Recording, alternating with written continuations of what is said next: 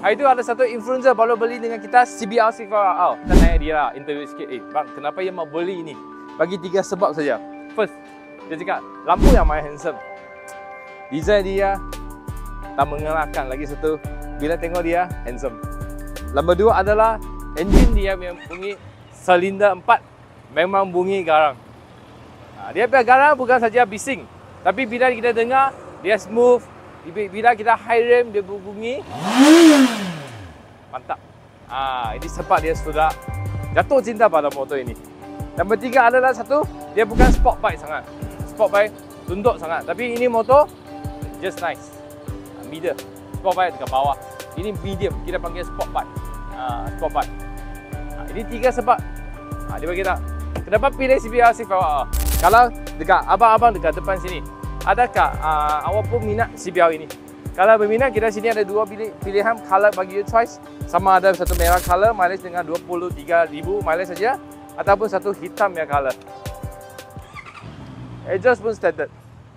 Belakang lampu dia ubah sikit. Saya perasan owner-owner untuk yang beli CBR ini, dia suka tukar belakang lampu. Nampak gaya sikit. Ini kadang-kadang orang tak mau. Dia tukar satu integrated lampu. Overall memang nampak cantik. Baru pun ada jual, tapi baru sekarang dekat 50 harga. Ini sekarang berapa kita beli? 36,800 sudah dapat satu CBR. Ada 2 color bagi abang pilihan. Loan boleh deposit bayar 6,000 cukup. Bulan-bulan bayar dekat Aeon ke, loan kedai ke, ataupun bank pun boleh. 7 tahun boleh maksimum pakai. Kalau abang ada tengah pakai satu 150 mau ride besar atau 250 ataupun you mau cuba rasa lain yang sport bike.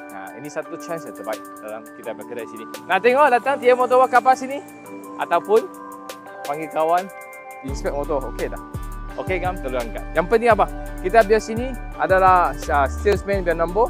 Abang dia dengan dia saja. Jangan pergi dia selain yang tak ada list dalam ini. Sebab kita ada orang salah gunakan kita punya nama, dia dengan lain orang. Kita tak. Okey, terus dia dengan kita saja. So, kalau suka video ini, tolong like, share, komen ini. Follow kami untuk dapat motor yang lebih cantik. Explore more, bye.